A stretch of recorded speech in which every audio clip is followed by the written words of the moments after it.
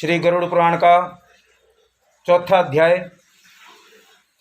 अध्याय में नरक पद पाप के चिन्हों का वर्णन किया जाता है कि नरक में जाने वाले रास्ते में किन किन पाप चिन्हों को देखा जाएगा, पाया जाएगा, उनका वर्णन है। गरुड़ जी ने कहा कि हे भगवान, किन किन पापों से इस महामार्ग में जीव जाते हैं और किन पापों से वैतरणी में गिरते हैं। वैतरणी का जिक्र पिछले 3 अध्यायों में भी आया था। वैतरणी नदी जो कि खून और पीव से भरी हुई है, हड्डियों से जिसके किनारे भरे हुए हैं, पापियों को देख के जो खोलने लग जाती है। किन पापों से वे नरक में जाते हैं, यह मुझसे कहिए।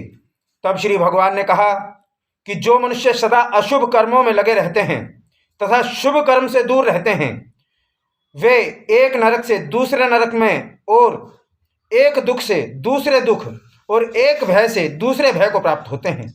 धर्मात्मा प्राणी 3 द्वारों से अर्थात पूर्व, पश्चिम और उत्तर के द्वार से यमपुर को जाते हैं।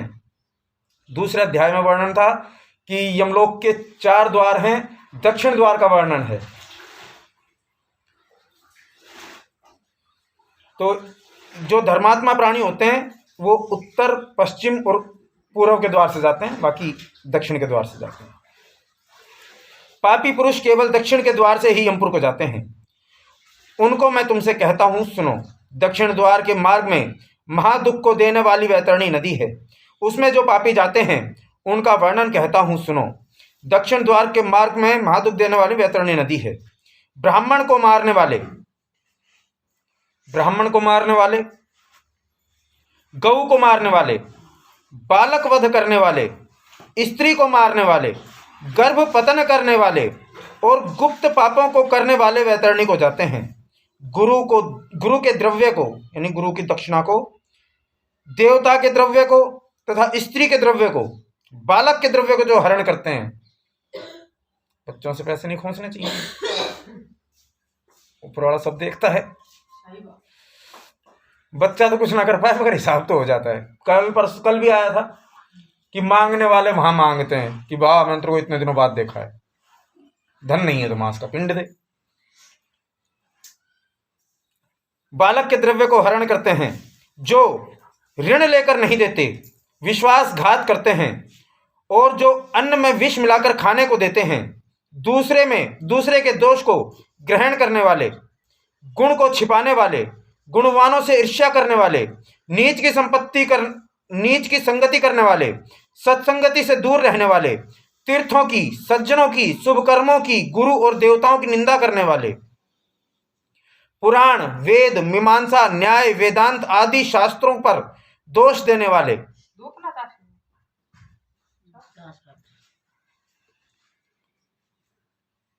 दुखियों को देखकर प्रसन्न होने वाले, प्रसन्न को दुख देने वाले और दुष्ट वचन कहने वाले, दुष्ट स्वभाव वाले, हित के वचन को न सुनने वाले, शास्त्र के वचन पर विश्वास न करने वाले, शास्त्र पुराण को न सुनने वाले, योग्य पुरुष को भी देखकर घमंड करने वाले, जो लोग मूर्ख होते हुए भी अपने को पंडित समझते हैं, वे सब और धर्महीन पापी दिन रात्रि रोते हुए यम मार्ग में जाते हैं। यमदूतों द्वारा ताड़ित हुए जो प्राणी वैतरणी को जाते हैं और जो पातकी जीव उस नदी में गिरते हैं, उनका वर्णन मैं तुमसे कहता हूं। जो लोग माता पिता, गुरु, आचार्य, पूज्य जनों का अपमान करते हैं, वे पापी वैतरणी में डुबाए जाते हैं। जो लोग पतिव्रता, शीलवती, कुलीन, विनय युक्त स्त्री का द्वेष से परित्याग करते हैं, वे वैतरणी में गिरते हैं। जो लोग सज्जनों में हजारों गुणों के रहते भी दोष का आरोप किया करते हैं, दोष लगाते हैं और उनका अपमान करते हैं, वे लोग वैतरणी में गिरते हैं। जो ब्राह्मण के लिए प्रतिज्ञा करके नहीं देता है अथवा बुलाकर नहीं देता है, ये दोनों सदा उसी वैतरणी में निवास करते हैं। जो दान देकर छीन लेते हैं अथवा दान देकर पीछे पछतावा करते हैं और जो दूसरों की दी हुई जीविका का हरण कर लेते हैं अथवा दान देने वाले को जो रोक देते हैं, कई बहुत समझदारी दिखाते हैं। बहुत समझदारी दिखाते हैं।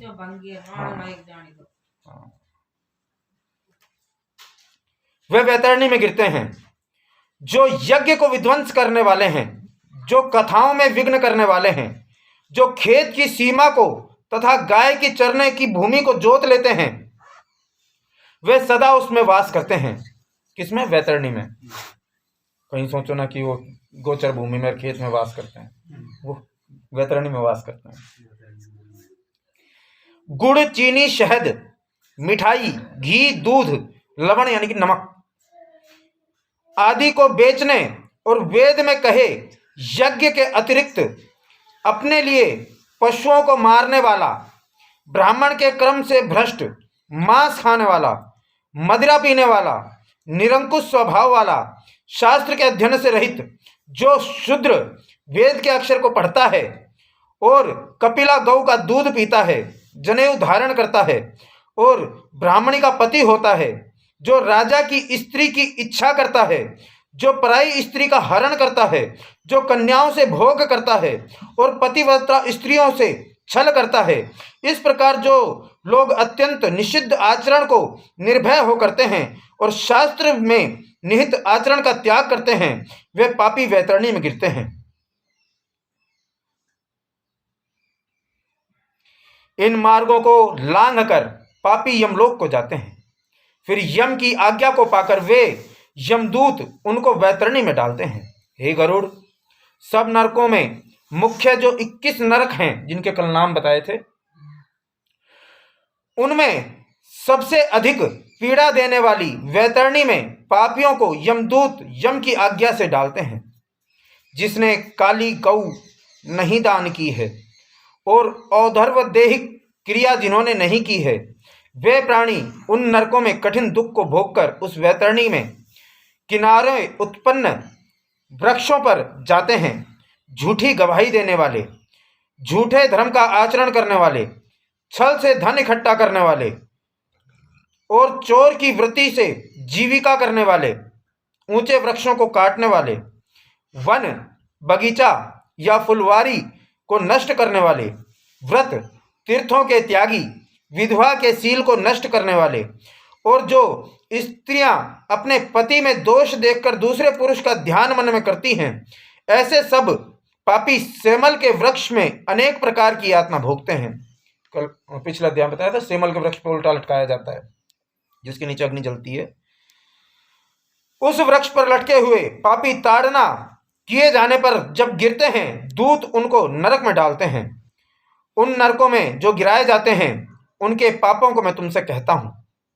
ईश्वर को ना मानने वाले, दान का खंडन करने वाले, परंपरा का उल्लंघन करने वाले, अपने कर्म तथा आश्रितों, आश्रित का अर्थ पुत्र, स्त्री, देवता, अतिथि और सेवक को दुख देने वाले, संसार के विषय में संलग्न, संसार को ठगने के लिए दंभ करने वाले और दूसरे के किए हुए उपकार को न मानने वाले घोर नरक में जाते हैं। कुआं, बावली, तालाब, देवालय और प्रजाओं के घर का नाश करने वाले इन नरकों में को भोगते हैं। जो स्त्री, बालक, सेवक और गुरुजनों को न देकर अकेले भोजन करते हैं और देवता, पितर तथा बलि, वैश्य देव आदि यज्ञों को न करके भोजन करते हैं, वे निश्चय ही नरक में जाते हैं। जो कांटों से, पुल से, काष्ठों से, पत्थरों से और कटीले लोहे की तार आदि से जो मार्ग को रोकते हैं, वह निश्चय ही नरक में जाते हैं। शिव, पार्वती, विष्णु, सूर्य, गणेश, सद्गुरु और पंडित की जो अज्ञानी सेवा और पूजा नहीं करते हैं, वे निश्चय ही नरक में जाने वाले होते हैं। जो ब्राह्मण दासी के संग शैया पर सोता है, नरक को जाता है। जो शूद्रा स्त्री में उसकी संतान पैदा करता है, वह ब्राह्मणत्व को नष्ट हो जाता है, वह ब्राह्मणों में अधम है। ऐसे ब्राह्मण को नमस्कार तथा पूजा आदि नहीं करनी चाहिए। जो अज्ञानी, देवता आदि से विमुख होते हैं, वे अवश्य नरकगामी होते हैं। जो मनुष्य ब्राह्मणों के युद्ध का और गौओं के युद्ध का निवारण नहीं करते हैं बल्कि अनुमोदन करते हैं, आनंद लेते हैं, वे निश्चय ही नरक को जाते हैं। जिन स्त्रियों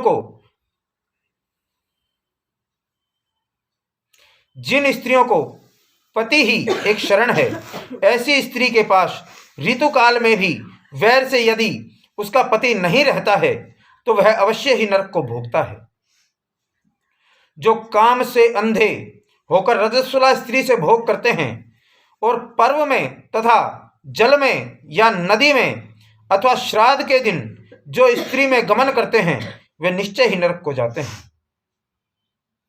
जो अपने शरीर के मल को अग्नि या जल में डालते हैं, बगीचे में तथा गौ के स्थान में मलमूत्र करते हैं, वे निश्चय ही नरक में जाते हैं, नरकगामी होते हैं।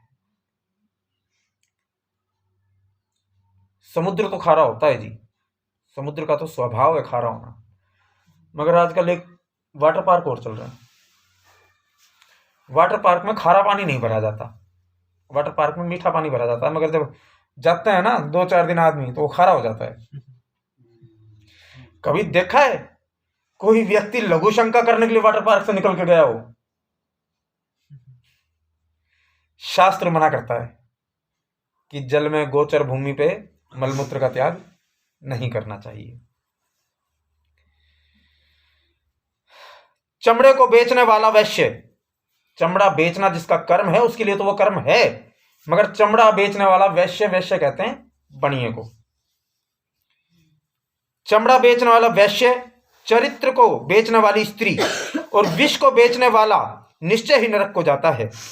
हे गरुड़, जो दीन अनाथ पर दया नहीं करते हैं और जो सज्जनों से बुराई करते हैं, जो बिना अपराध के किसी को दंड देते हैं, वे निश्चय नरक को जाते हैं।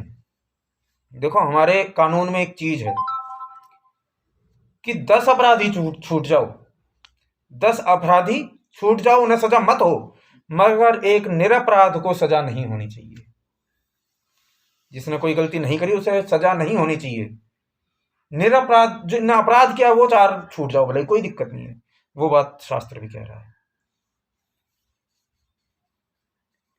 कि जो बिना अपराध के किसी को दंड देते हैं वे निश्चय ही नरक को जाते हैं।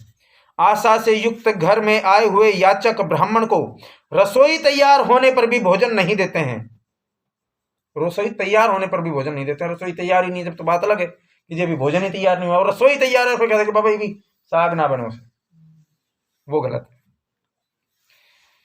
आए हुए याचक ब्राह्मण को रसोई तैयार होने पर भी जो भोजन नहीं देते हैं वे निश्चय नरक को जाते हैं।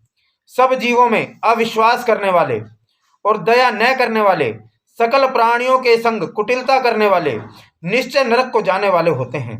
जो संध्यावंदन जो पूजा पाठ होती है, सुबह भी संध्या होती है, दोपहर में भी संध्या होती है, शाम को भी संध्या होती है। जो ब्राह्मण खुद के लिए, जो व्यक्ति खुद के लिए पूजा पाठ करता है वो संध्या कहलाती है। जो संध्यावंदन, कृच्छ, चंद्रायण आदि नियम हैं उनको प्रीति पूर्वक अंगीकार करके पीछे इंद्रियों के वश में होकर छोड़ देते हैं वे निश्चय नरक को जाते हैं। अध्यात्म विद्या देने वाले को जो गुरु नहीं मानते हैं, पुराण बांचने वाले, पुराण पढ़ने वाले को जो गुरु के भाव से नहीं मानते हैं वे निश्चय ही नरक को जाते हैं। जो मित्रों से द्रोह करते हैं, जो प्रीति भंग करते हैं, जो आशाओं पर तुषारापात करते हैं वे निश्चय ही नरक को जाने वाले होते हैं। विवाह को, देव यात्रा को और तीर्थ यात्रियों को जो नष्ट करते हैं वे निश्चय घोर नरक में बसते हैं। वहां से वे फिर पुनः नहीं लौटते। घर में, ग्राम में तथा वन में आग लगाने वाले को यमदूत पकड़कर अग्निकुंड में पकाते हैं। जब अग्नि में शरीर जलने से वह पापी प्राणी छाया मांगता है तब उसको यमदूत पकड़कर पूर्वोक्त 80 पत्र वन में ले जाते हैं जिसके पत्ते भी धारदार हैं। तलवार के समान चोखे पत्तों के लगने से जब शरीर कट जाता है तब यमदूत कहते हैं कि हे पापी, ठंडी छाया में सुख की निंद्रा ले ले। जब वह पानी पीने को मांगता है तब यमदूत उसको पीने के लिए अत्यंत गर्म तेल देते हैं और कहते हैं कि लीजिए, खाइए, पीजिए। उस गर्म तेल को पीते ही उस जीव की अंतड़ी जल जाती है और वह मूर्छित होकर गिर पड़ता है। बड़ी कठिनाइयों से किसी प्रकार फिर उठकर बड़ी दीनता दिखाते हो और परवश होने के कारण लंबी सांस लेते हैं, कुछ कहने में भी असमर्थ रहते हैं। हे गरुड़, पापियों की यातना को मैंने इस प्रकार कहा, इतने से क्या होता है? उनका वर्णन सब शास्त्रों में और विशेष है। पापी प्राणी जितने स्त्री या पुरुष हैं, वे इस प्रकार हजारों कष्टों को सहकर प्रलय काल पर्यंत घोर नरक में पचाए जाते हैं। ऐसे पाप के अक्षय फल को भोगकर सृष्टि के आरंभ में ही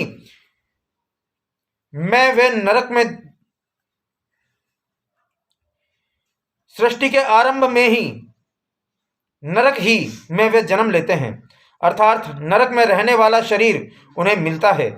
पृथ्वी पर आकर यमराज की आज्ञा से वृक्ष आदि की योनियों में जन्म लेते हैं। वृक्ष, गुल्म, लता, बल्ली, पर्वत, तृण, घास, फूल आदि की स्थावर संज्ञा है, अर्थात उनको स्थावर कहते हैं। कीट, पशु, पक्षी, जलचर आदि 84 लाख देव योनियां हैं,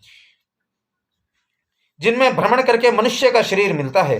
परंतु जो नरक में आकर मनुष्य होते हैं, वे चांडाल आदि की योनि में जन्म लेकर पूर्वकृत पाप चिन्ह से बहुत दुखी होते हैं। स्त्री हो चाहे पुरुष, नरक की ये चिन्ह अर्थात गलित, कुष्ठ, जन्म से अंधे तथा और भी भयानक रोगों से पीड़ित होते हैं। बोले श्री गरुड़ जी महाराज की जय।